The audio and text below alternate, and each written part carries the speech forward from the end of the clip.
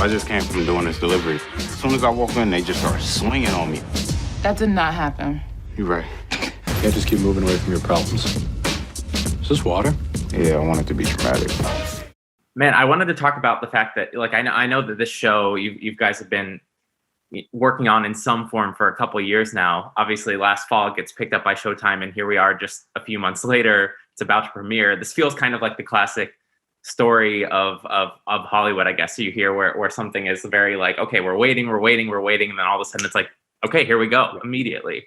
I wondered if you could talk a little bit about, I guess, broadly the journey of that and what it's been like to kind of just pick it up and go these last few months. Yeah, it was definitely that way, because it's like you're in this kind of, you're just working on it a little bit here and a little bit there, and a lot of waiting, so much waiting and not knowing. So you do other things and think about other things or whatever. But then, yeah, it was just instantly like, it's like, okay, so yeah, it's happening. You premiere basically tomorrow. So, but that was fun. I mean, because we'd been waiting it was what we wanted. So it was kind of like, it was all for something. And so it felt really exciting to then just get right into it. And it was the same with the crazy turnaround. It was like with the web series, we already had so many limitations of everything. So it was like, it was an adjustment of everyone. People were just saying like, we have no money, but for us, we had zero money when we made the web series. So I'm just like, this is crazy. Like, we have a whole sound. I don't have to just hear us talk directly into the camera. I mean, did it feel like, because we're now working with a budget and that something like that, were you guys concerned about, did it still feel like the same show, or was it like, okay, now we're approaching this from a different level, from a different point of view? Essentially, yes, because we were able to like maintain a lot of the characters and stuff. But then when you get into land of TV, some things get easier and then some things get harder. So,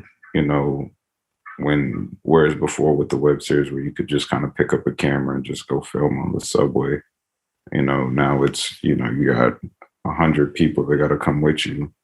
And it's not as simple as like, we just need this 3-second shot on the train and then we can just move on. It's like, oh, that's a whole 5 hours. So, I think at its core, we were able to kind of maintain what we wanted, but there's a lot of learning in the last couple of months.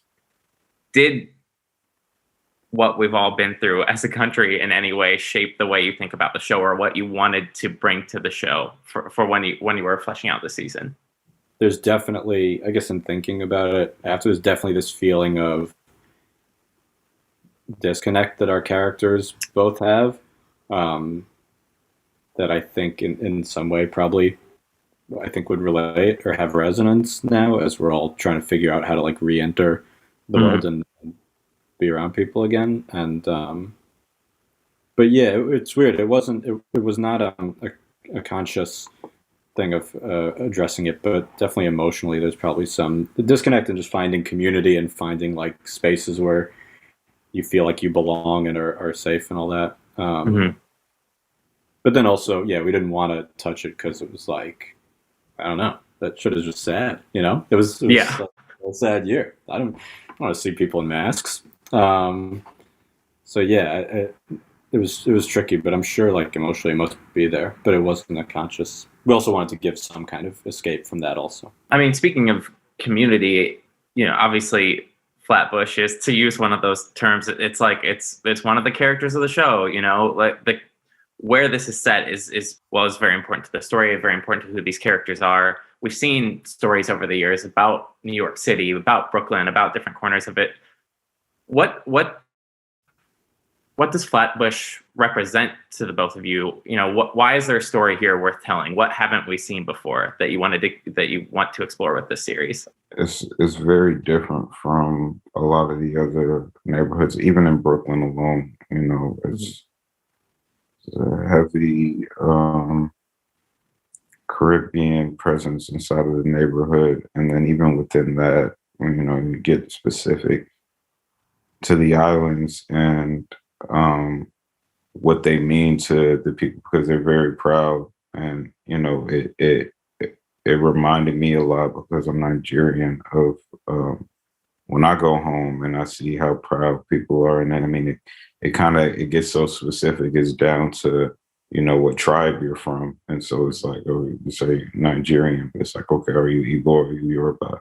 And it's a similar energy here where it's just like, okay, we're Caribbean, but it's like, all right, but I'm from Trinidad and they from Haiti and they from St. Vincent or Grenada or wherever. So it would ideally, we'd have been able to tell stories about each specific island, but that's not possible. But just even to be able to get and include the ones that we were able to include and kind of put a magnifying glass on them, as it feels very good, just because that sort of story isn't necessarily told that often, and even when we had the actors, because the casting process I was afraid, just because we're asking for things that were so specific. Like, it was like, we need a woman that can speak Creole and can act. Like, she can't just speak Creole, she got to be able to act too.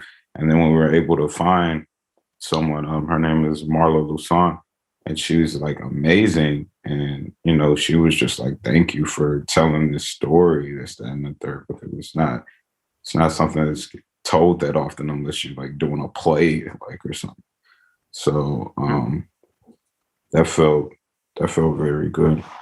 It's just cool to show a New York that's different than the sort of like very already gentrified, like Williamsburgh or Park Avenue, New York, and just tell it in an authentic way and not anything sensationalized or anything, but just really living with these characters, that are diverse and it's vibrant, and it's history and architecture and just life to it.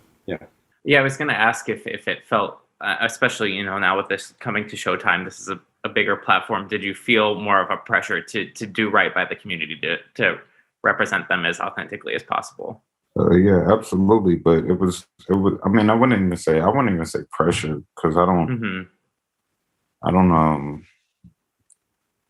because the entire story was sort of like figured out, and when you start including words like pressure, you start to fuck up, because you're starting to do things not that you want to do, but that other people want to do. And if I was to tell a story about Nigeria, for instance, I'm not gonna really feel any pressure because I have the resources and the people in my life to tell that story. And then with this, it was like we had a Trinidadian writer, we had people of Trini descent in the wardrobe, and even like during the COVID, whatever team. And then we had the guy that was doing the sound was Haitian. Our DP Cliff Charles was Haitian. And so like we had a lot of pieces around us, even though they weren't necessarily writers, but we had the eyes and the minds to just ask like, yo, how does this work? Or how does this, okay, step in and, give your input, because at the end of the day, it's like a collaboration. Everybody's just working to make sure that the thing in the box is good. So I wouldn't say there was any huge pressure for me personally.